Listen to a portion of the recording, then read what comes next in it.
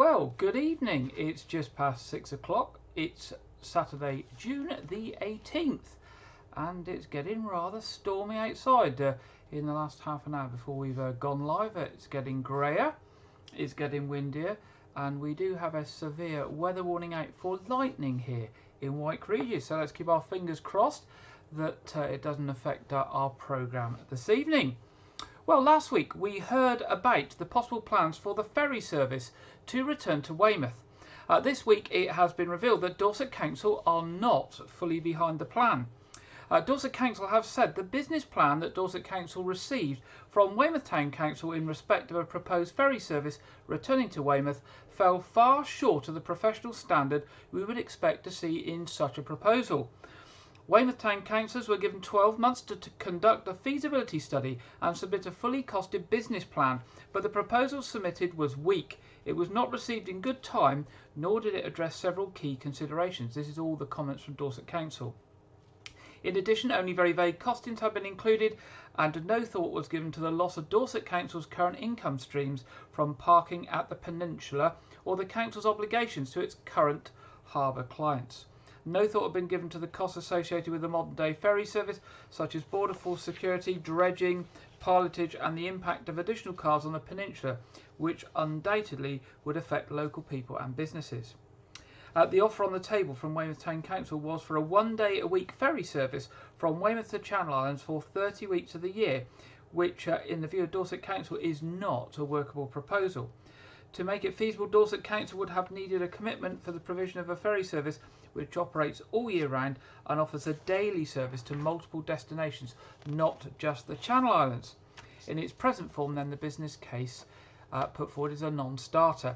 Now, Weymouth Town Council, in return, have blasted the County Council's comments in a letter to the Dorset Echo, in which they said, Town councillors, including the current mayor and two former mayors, claim that Dorset Council failed to provide the necessary level of support for the business case. Dorset Council officers were supposed to be supporting the business case in providing some direction and information, particularly in respect of landside and harbour requirements, but this never transpired. In fact, all along these discussions were either held up or not supported, and it's quite evident that Dorset Council officers were not at all supportive of the idea of bringing back a ferry service to Weymouth. We are not saying that we definitely must have a ferry service, but that it needs to be properly considered along with other potential developments and not swept under the carpet. We live in a democracy. Weymouth residents deserve better. Dorset Council mentions that the ferry proposal has held up other developments, but that is absolutely ridiculous. So that's the comments from Weymouth Town Council. So there we go. Our local town council and the county council are not seeing eye to eye on the proposals for a new ferry service to Weymouth. I think as far as residents are concerned, we'd like to get them to work together in the best interest of the residents, obviously. Now, Dorset and Wiltshire Fire and Rescue Service have issued another amber wildfire alert for this weekend. The warning means it's a higher than usual risk of a wildfire starting. Should such a fire happen, it could spread quickly and easily due to the very warm conditions that we've had recently and everything being absolutely dry. As seen with the recent incidents on Camford Heath, not only do they cause devastation to heath, woodland and wildlife, but they also put the public and homes at risk. Area Manager Damien Bent said, with a period of hot weather underway, we would urge people to take real care when enjoying the sunshine in our beautiful countryside. If you're visiting our heathlands, woodlands or countryside, please avoid having a campfire and take a picnic rather than use a disposable barbecue. Just a few simple steps can make real difference in preventing fires from starting. And the safety tips from Dorset and Wiltshire Fire and Rescue are: don't have barbecues or campfires on the heath or in open spaces. The risk of fire starting is too great. Extinguish cigarettes properly. Don't throw cigarette ends onto the ground or out of car windows, and take your litter home. If you see a fire in the countryside, get to a safe place and call 999 to report it immediately to the Fire and Rescue Service. Please provide as much detail as possible about where you are or where the fire is, and use something like "what" 3 words to give details of the location, and then wait for help to arrive. Landowners and land managers are advised to be prepared for fires where possible and ensure that fire breaks are cut and well maintained, with any cut grasses and vegetation removed from the site.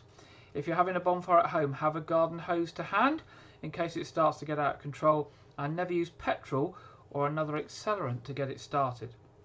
Barbecue coals stay hot for hours, so douse them with water and don't dispose them in a plastic wheelie bin until you can be absolutely sure they are cold. Some good advice there from Dorset and Wilkes Fire and Rescue. Now, if you want to enjoy an event outside and you want to stay safe and keep the countryside safe, you can pop along to their website at www.dwfire.org.uk/safety-outdoors. That's www.dwfire.org.uk/safety-outdoors. Now, also in the news this week, South Western Railway and Great Western Railways are both urging customers only to attempt to travel by rail if absolutely necessary this week, due to the national rail strikes that will be happening. Both companies have warned services will be affected on planned strike days, which are Tuesday the 21st, Thursday the 23rd and Saturday the 25th of June. And of course it will affect services on other days, as the disruption will mean trains are in the wrong place and all sorts of other things. Customers should expect severe disruption, and if they have to travel, should seek to do so by other means. This comes as rail providers publish their strike day timetables, which will provide a very limited service on the routes that Network Rail have made available. The reduced timetable will see significant parts of the network closed entirely, and those trains that are running will be far less frequently compared to normal. Now, from the information I've seen, it looks like South West trains are not going to be running anything much further out of London than Southampton and possibly Bournemouth. So I don't think there's anything planned to come down the line to sort of Wareham, Dorset and Weymouth. So just be very wary if you're thinking of travelling by train this week. Network Rail and more than 2,100 South West Rail RMT members are set to take strike action on Tuesday the 21st, Thursday the 23rd and Saturday the 25th of June, causing severe disruption. Network Rail will provide contingency cover for critical roles including electrical control room operators, signallers, maintenance and response teams, but will not be able to cover the whole day. Therefore, it seems that South West Railways certainly are planning to run a limited timetable from 7:15 in the morning to only 6:30 in the evening on those 3 strike days, and as we say, it's probably not going to cover the whole of the route.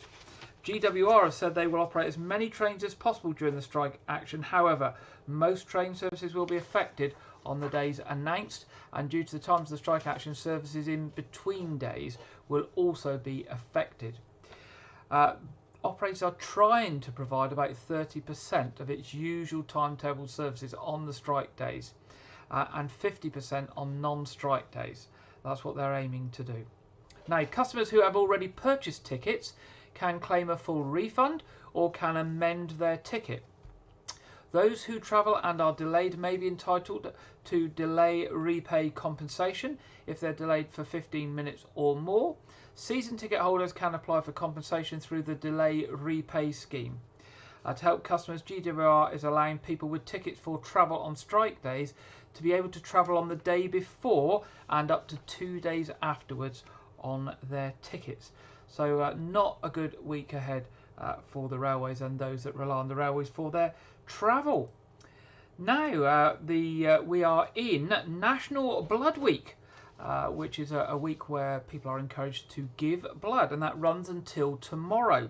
NHS Blood and Transport are urging people in Dorset to give blood as new targets reveal 1,589 new donors are needed in the county to save lives over the next year. Nationally, 1 million more blood donors are needed over the next 5 years to ensure patients receive the right type of blood to save and improve their lives, with a particular need for Black African, Black Caribbean and younger donors. The 5-year blood service strategy published at the start of National Blood Week sets ambitious plans to recruit up to 1 million new donors and double the number of regular donors with the rarest blood types. This will ensure better matched blood types for patients in the future and reduced health inequalities. Most people know the main blood types. O positive, 35% of the population. O negative, 13% of the population. A positive, 30% of the population. A negative, 8%. B positive, 8% of the population. B negative, only 2% of the population. And AB positive, 2%. But the public is less familiar with the many subtypes that can provide even better match to improve their treatment. There is a particular urgency for more donors of Black African and Black Caribbean ethnicity to treat people with sickle cell anemia in particular. Sickle cell is the fastest growing generic blood disorder in the UK and mostly affects people of black heritage. It requires regular transfusions, most often with a specific blood subtype RO. Most patients are children, and demand for RO blood is projected to double from what it was in 2016 to when we get to 2025, so doubling over that 10 years. 55% of black blood donors have the RO subtype compared to 2.4% of donors from other ethnicities. Blood donation that generally takes up to an hour, and you will be doing something amazing. Once donated blood is taken to the NHS blood transfusion laboratories, where it is divided into platelets, red cells, plasma. Now, NHS blood transfusion carefully manages blood stocks to ensure the system is as efficient as possible.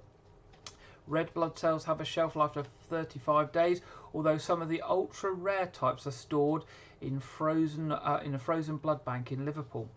Appointments to donate blood are arranged based on a donor's blood type to meet full patient needs. Knowing your type is an essential part of being a next generation donor. Now, there's a mass public campaign being held all this week and throughout June to identify people with the most needed blood types. That's young people and those of Black African or Black Caribbean heritage are being urged by the NHS to find out their blood type by making their first donation at one of the many events being held at blood donor centres in England.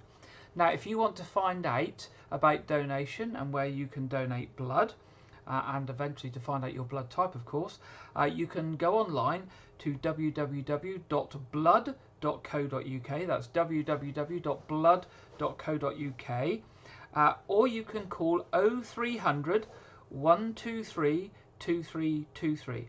0300 123 2323. And we will come back to this story later in the programme.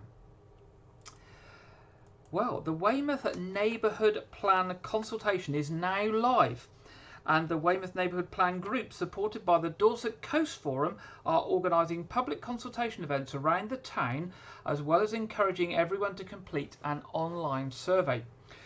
Through community engagement, the Weymouth Neighbourhood Plan Group identified 5 themes that the Weymouth community have said are important to them. And you won't be surprised by these 5 themes, and I'm sure that's the 5 themes that are important to most people. Homes, jobs, communities, landscape and green spaces, and sustainable environments. So homes, jobs, communities, landscapes and green spaces, and sustainable environments. Now, whether you're an individual, a resident or a business, this is your chance to let Weymouth Town Council know what you think. The 5 theme surveys are open now and will run until midnight on Sunday the 31st of July. Please make sure you respond before this period closes. The neighbourhood plan will apply to the wider Weymouth area, not just the town centre, with the designated boundaries that were agreed in July 2020. A neighbourhood plan sets out the policies that are used to help make decisions about planning applications in the area, including identifying open spaces that residents would like to protect from inappropriate development. It's led by the local community and gives everyone an opportunity to have a say and help shape future development, influence and well-being, sustainability and long-term preservation of the community. Now, Weymouth Town Council's Councillor David Northern said, please help shape the future of our town over the next 15 to 20 years. I urge you to come along to one of the up-and-coming community events where you can have your say on the Weymouth Neighbourhood Plan. This is a plan for all of us in Weymouth and is designed to help our communities, including residents and businesses, to have a say in Weymouth's future. So do come along, find out more about the plan and take the survey so that we can capture your valuable input. Now, if you want to take part in those surveys, there are some drop-in events coming up. And the first one is the Park Community Centre in Chelmsford Street. That's this coming Tuesday, that's the 21st of June. Park Community Centre, Chelmsford Street, from 4 o'clock to 6:45. So that's Tuesday the 21st, this week, Park Community Centre, Chelmsford Street, 4 to 6:45. Then we got St Francis Church, Littlemore. That's the following week, Wednesday the 29th of June, from 4 till 7, and St Paul's Community Centre in Westham on Friday the 8th of July from 4 to 7. Now we'll mention these again in future weeks, but do look out for those and go along and have an input into the plan for our area. Now you can have your say online and you can get to the online surveys by going to www.dorsetcoasthaveyoursay.co.uk. So that's www.dorsetcoasthaveyoursay.co.uk. Now you can find out more detail about the neighbourhood plan and the boundary area that it covers and all that on that website. If you don't get involved, you can't blame what happens. Obviously, if you get involved, then you've got a chance to influence where things are going. Now, how would you like, hopefully there we go, how would you like to take on a lively jive, a stylish American smooth, or a sultry salsa? Weymouth Hospice Care is looking for local people to sign up for their 5th Strictly Ballroom show, which takes place next March at Weymouth Pavilion. 8 men and 8 women will be paired up and taught a ballroom or Latin routine that they will perform at the show, which raises money for the Dorset charity. Each couple will receive 16 weeks of free training from the experts at Eileen Spracklin's School of Dancing. The show includes a panel of judges, but the winner is decided by votes from the audience. Local men in particular are being encouraged to put their best foot forward and apply to take part. Tracy Gent from Weymouth's fundraising team says Strictly Ballroom has been one of our most popular events ever since we held the first show in 2013, and this will be the first one we've been able to put on since the pandemic. We always have lots of interest from local ladies, so we're asking men to step up and balance up the numbers. It's such a fun event and everyone who has taken part in it has loved it. Our previous show in 2018 raised a brilliant £23,000. How fantastic is that? Daniel Smythe won the competition with his partner Sandra Wayman in 2015 and says, "It was absolutely thrilling. The whole night was quite special. The feeling of excitement was beyond what anyone could imagine. Have a go. It's something you will really enjoy. It's great to learn to dance, and above all, you'll have an amazing time." So they're looking for people to enter in March next year. They obviously want to know now. You get 16 weeks of dance tuition, particularly after men. I have to say dancing is not one of my things that I actually can do. I've got total lack of coordination, so I won't be volunteering. But if you're interested, to register your interest in Weymouth Strictly Ballroom, visit weymouthhospicecare.org and you'll find information on their website. That's weymouthhospicecare.org, or contact the fundraising team during office hours on 01305 261 800. That's 01305 261 800. Now, people who struggle with their mental health because of social stigmas around their sexuality or gender identity are being urged to seek support during Pride Month.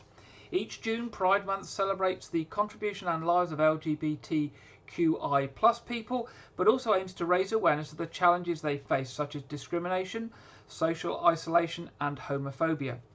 Such issues can sometimes lead to depression and low self-esteem.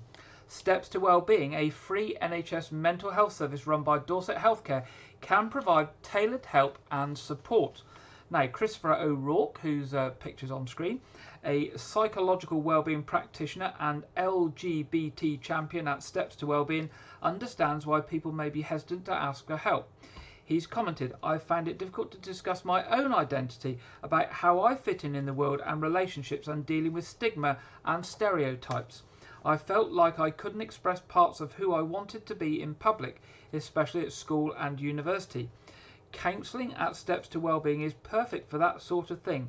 If people don't feel they can be open about it, then they aren't forced to. He went on to say it's a very compassionate service where everyone tries to be understanding and sensitive when asking questions. Patient's choice is always a really big thing for us, and we always try to give as many options as possible. Now, to make sure Steps to Wellbeing staff better understand the mental health needs of LGBTQI plus people, Christopher has delivered training courses to colleagues.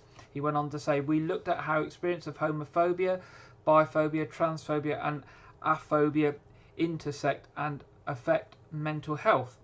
We also highlighted issues inside the community such as body image, grinder culture and the feeling that having a much smaller dating pool can make finding love competitive and more difficult.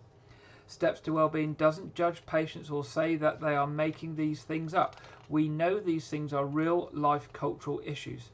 We can talk about open relationships, polyamory and HIV and how we can support people and not stigmatise them. He went on to say being LGBTQI+ doesn't cause mental health problems, and it doesn't mean that your sexuality is necessarily relevant if you are struggling. For many people, their sexuality is irrelevant to their mental health, but for when it is important, we want to give it the consideration that it deserves. Our patients are at the heart of everything we do, and we can also signpost to other services to make sure you get personalised and tailored support. It's always better just to get in touch. Now, Steps to Wellbeing is available to residents across Dorset and offers a range of talking therapies, online courses and guided self-help. You can self-refer, you can sign up for support quickly and confidentially using an online form. Anybody can do that at www.steps2wellbeing.co.uk. So www.steps2wellbeing.co.uk, where the 2 is the number 2.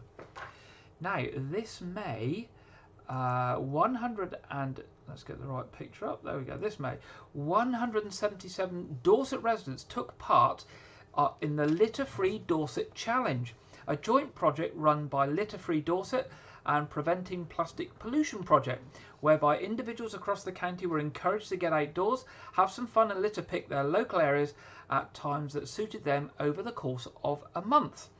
Challengers were invited to pick up a challenge of their choosing to take on over the month and could also fundraise for Litter Free Dorset to contribute towards enabling the challenge to run again in 2023. In return, participants receive free litter picking equipment to use throughout their challenge and in the future. Sophie Colley, who's Litter Free Dorset coordinator, said a big thank you to everyone who grabbed a litter picker and got involved with this year's Litter Free Dorset Challenge. It's been fantastic to see everyone's updates in the Litter Free Dorset Challenge Facebook group and the community support given for everyone involved. We hope the participants have all been inspired to continue their litter picking activities into the future. And a big shout out to one young litter picker who fundraised £105 towards the next Litter Free Dorset Challenge as part of their challenge. And we can see some of those people on the screen. So well done to all of them. Now, residents who wouldn't usually ask for help are being encouraged to reach out for support early as the cost of living rises, and Dorset Council is working with its partners to signpost people to the right place to meet their circumstances. While many people who have needed help before may be confident reaching out to government services and voluntary organisations for support, the cost of living is now impacting people who may not know where to start. Now, Cost of Living Help is a new webpage from the council which puts advice and support on money, access to food, housing, support for children, mental health and well-being and employment all in one place. People can check if they're eligible for benefits, free school meals, low tariffs for their utilities and charitable grant schemes. There's also advice on housing and employment. Specialist help is also available over the phone, in person and online from Dorset Citizens Advice. Now, the best way to start is to go along to a website and the advice and support website is www.dorsetcouncil.gov.uk/cost -of-living-help. So that's www.dorsetcouncil.gov.uk/cost-of-living-help. Now, finally, in the headlines this week, it's Armed Forces Day on Monday, and a flag will fly outside County Hall in Dorset to highlight support and respect for the Armed Forces community. The annual ceremony is an opportunity to honour servicemen and women past and present. The flag will be raised at a special ceremony at 10 a.m, hosted by Councillor Val Pothecary, Chairman of Dorset Council. And the ceremony at County Hall in Dorset will be attended by Mr Angus Campbell, Her Majesty's Lord Lieutenant of Dorset, Dr Sybil Fine King, HM High Sheriff of Dorset, Councillor Val Pothecary, Chairman of Dorset Council, and Councillor Spencer Flower, Leader of Dorset Council. They will be joined by other dignitaries and members of the Armed Forces and Royal Naval Associations. The Armed Forces community, veterans and residents are invited to join the ceremony and to mark their respects. At the same time, broadly the same time, actually, at 10:30 in Weymouth, outside the new Town Hall on Commercial Road in Weymouth, there will also be a short ceremony held to raise the Armed Forces Day flag at the Weymouth Town Council offices. Local councillors and town council officers will be joined by members of the community along with local and visiting veterans at the ceremony. The flag raising ceremony will mark the end of a weekend of Armed Forces events in Weymouth. And if you want to find out more about what's happening on Armed Forces weekend, do pop along to the Weymouth Town Council website, because there are things going on tomorrow on Sunday. That's the 19th of June. Now, that completes our headlines for this week. Quite a lot going on this week. Now, in our first piece this week, we mentioned in our headlines that it is National Blood Week and the importance of blood donation. We're now going to hear from a couple who are often in the media, Joel Dommett and Hannah Cooper, on the importance of donation and why they are involved and why it's important to them. I don't know why I've already got my arm there. I need to Relax it. Relax it. This is what you do, right? Let's get the blood flowing in that arm. By Chris Akabusi. That's a reference, but you won't understand. Yeah, I met Chris Akabusi. Really? Yeah, at school. We had photos with him. That's unbelievable. I'll get my Chris Akabusi photo out. My mum had 9 pints last year in a full blood transfusion, wasn't it? Yeah. So our goal is to get at least 9 people. So if we can get 9 people, we will be very happy. I feel like we're giving the blood back that we've used, essentially. Well, you've not used it. No, but we as a family. You're always make it about you, don't you? That is true, actually. This is about my mum. Yes. Yes, it is. We always wanted to give blood, but I think sometimes you need like a little push to do things, and our podcast has been really good for us to push us to just do stuff we've kind of always wanted to do. It's called Never Have I Ever. Yeah. And this is one of those things, so it's good for us. It's been fun. Puppy yoga was so fun. Puppy yoga is definitely like one of the best things we've done so far. Yeah. On the pod. Like, the amount of endorphins that it gives you, just hanging out with 12 little puppies. It was so fun. I think I might do that once a month now. Yeah, I think it's actually good to do. The problem is, because of this podcast, all your secrets are out. There's nothing that nobody knows about us because we just say it. We don't know our blood type. There we go. Yeah. We have no idea about We'll blood type. post those on our Instagram, I'm sure. I've genuinely no I idea. wonder if they're the same. Oh my God. Do you think we're more in love if We're we meant have to the be. same blood type? Oh my God, we can share blood. Imagine if this was a first date. Like, think you're going to a restaurant.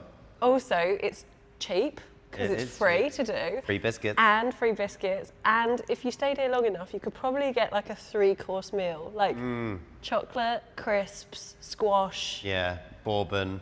No alcohol, so at least you'd keep it like nice and PG. So I'd be like, you'd be like, where are we going on a first date? And I'd be like, oh, it's a secret. You'd be like, are we eating? And I'd be like, technically. I'm so happy that we're here doing this. And this is 2 pints, so Yeah. 2 pints, 7 to go. Not now. Not now. Not now. No, let's leave it a little bit. But I think it's really great what you're doing. Proud of you. Yeah, I'm really excited to do this. It means a lot.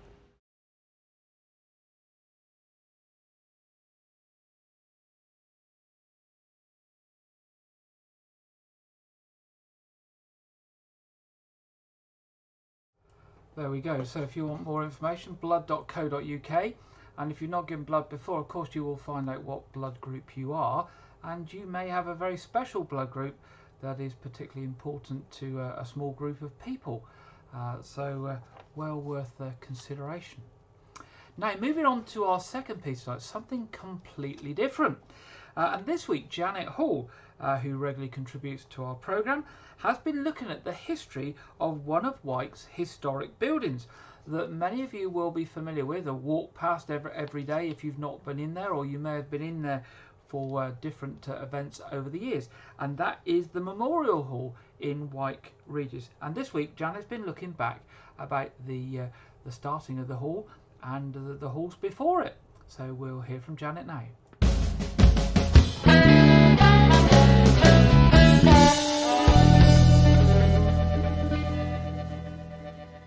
Hello. When you see the Memorial Hall standing proudly at the junction of All Saints Road and Chamberlain Road, do you ever wonder when it was built and what story it has to tell? It's built on the site of an earlier national school that provided the first formal education for children of Wyke Regis.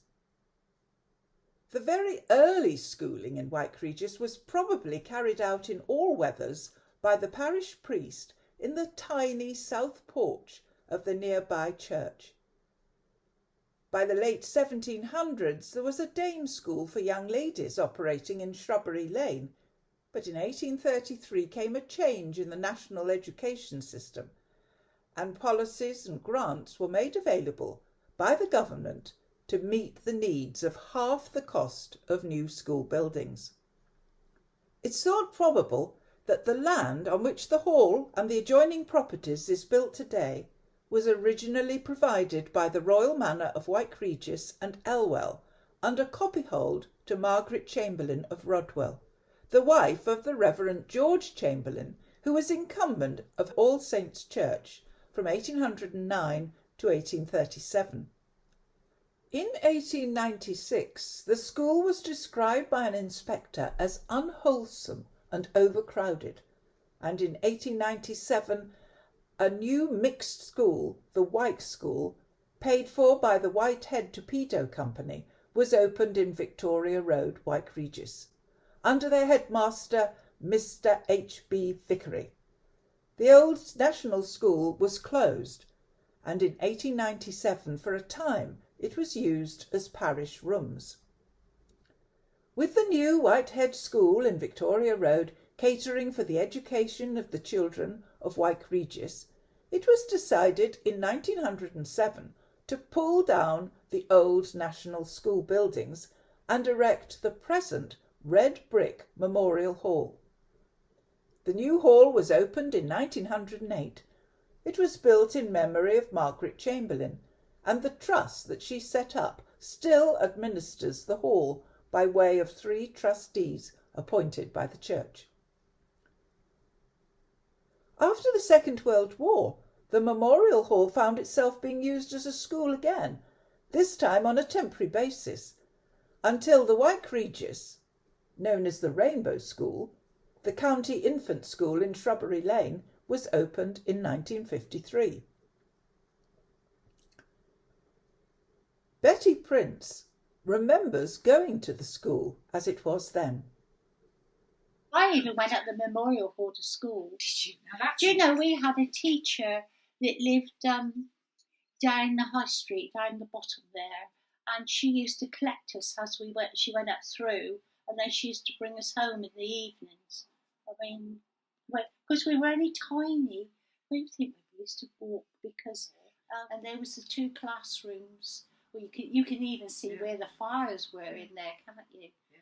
I mean, another thing, we used to have the crates of milk put on the fire to warm in the winter. I mean, In recent years, the Memorial Hall has been rented out to various community groups. In 1988, the village of Wyke Regis held a grand millennium celebration to commemorate 1,000 years of recorded history. The Memorial Hall played a central role in these celebrations, and a plaque on the wall now records that enjoyable historic occasion. The Memorial Hall is still used to help us celebrate many events in Wyke Regis, and I hope to see you there soon. Bye for now.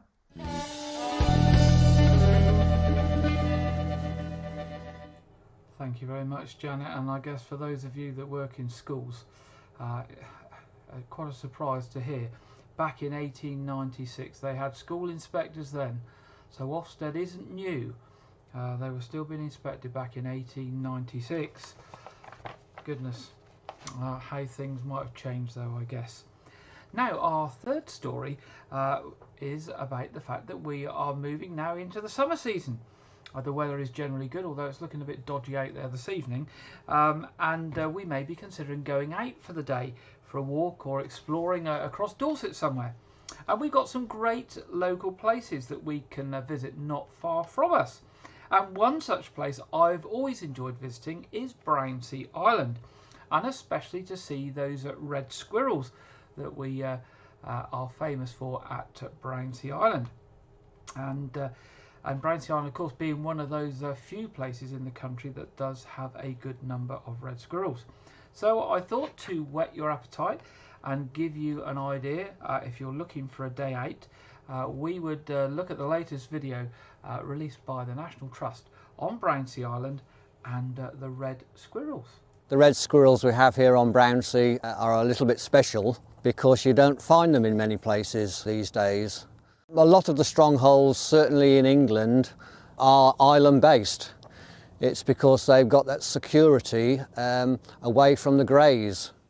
We wouldn't have red squirrels on Brownsea if we didn't have the pine trees. The main food source for most of the year are the seeds contained within the pine cones, which obviously you only get from pine trees.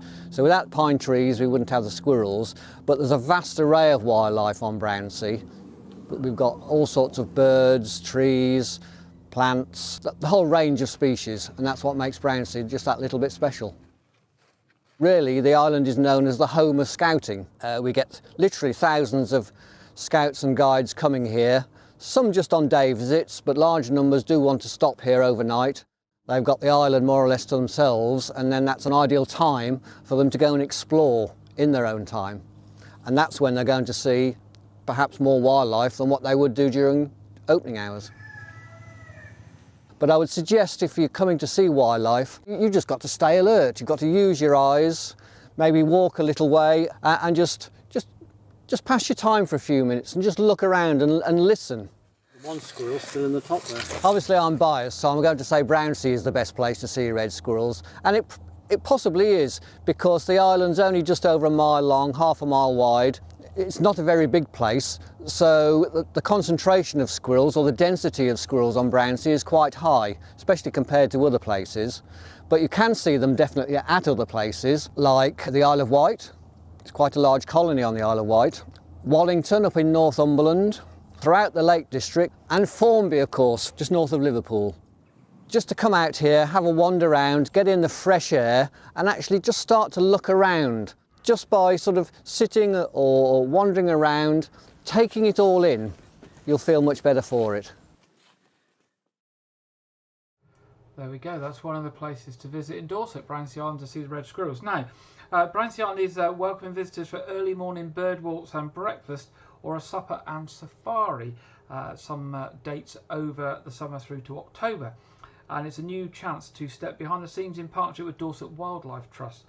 You'll get the chance to see red squirrels, voles, Dartford warblers, nightjars, glowworms, bats and lots more.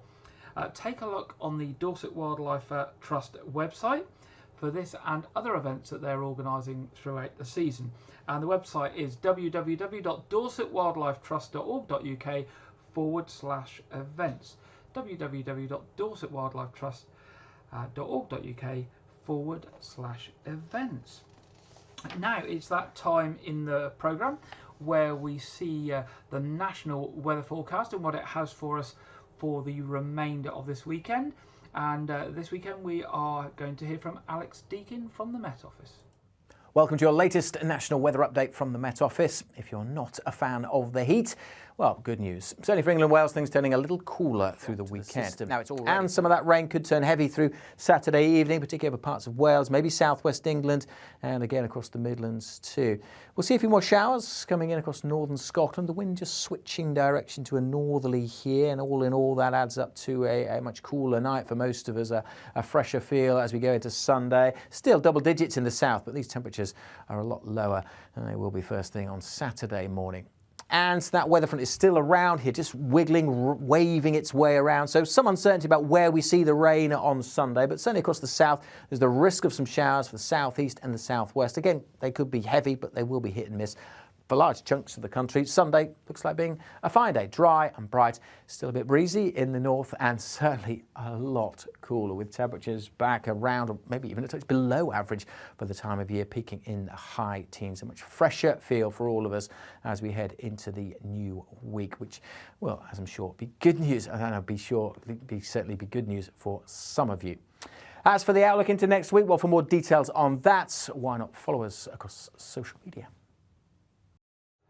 Thank you very much, Alex. And looking at the local weather for the week ahead, you can see it's going to be fairly warm, but unsettled. So a bit of rain, a bit of sunshine, but obviously not quite as hot as it's been at the end of this week, which certainly for me is very much welcome because I struggle a little bit in this hot weather.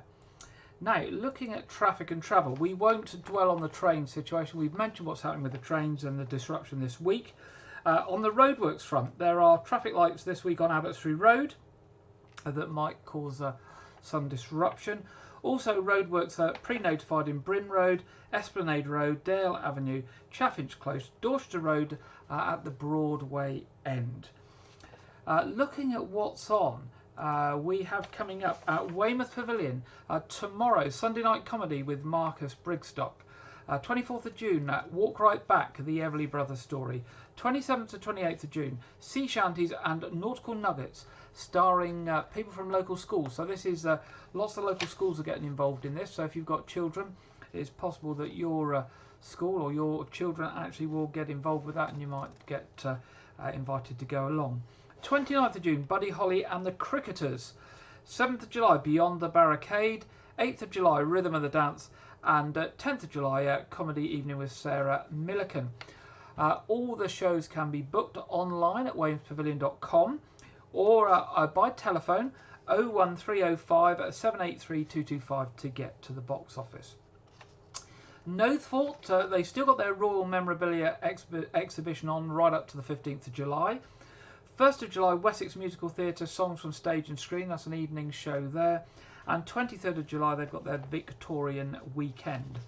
Royal Manor Theatre, July the 9th and July the 10th, are doing their pantomime Not Quite Aladdin. Tickets are available on the door or via their booking office, which is 033 36 66 3366 or www.royalmanortheatre.co.uk. Now, this week, again, we welcome back Andrew Wright, who, as you will gather from last week, is a university student studying media at Bournemouth University, and he's on a placement with us over the summer. And Andrew's doing our regular film review, and he might be moving on to other things as we get through the season, but that's where he's starting with. So we're now going over to Andrew for this week's film review. Welcome to Wyke Regis TV film review and preview. I'm Andrew Wright. So, last weekend, the conclusion to the Jurassic World trilogy was released to negative reviews from critics and mostly positive reviews from audiences, as well as a $339 million opening weekend box office. Now, I went to go check it out because I'm a fan of these films, and the cinema screen was nearly sold out. Dominion was very much Jurassic World Dominion was very much a story to show off both the Jurassic Park and Worlds casts together in one place and give us plenty of references to events from the original films. On a whole, I enjoyed the movie because it does try to tackle serious world issues like genetic modification and animal rights, but unfortunately this has made the film appear to be trying too hard to reach a conclusion for the 6th film saga. The parts of the film that I enjoyed the most was the directing and the camera movements of the opening sequence of the fish tanker being swept under, as well as the exotic locations like Malta and secluded mountains in Italy, to give the film the feel that it's trying to inject new energy into the franchise. I give this film 4 out of 5 stars. This week, the most anticipated Batman movie in a decade was released on DVD and Blu-ray. The Batman was a box office success and received a lot of praise from critics and audiences alike. I never saw The Batman in cinemas, but I was eagerly anticipating the Blu-ray release.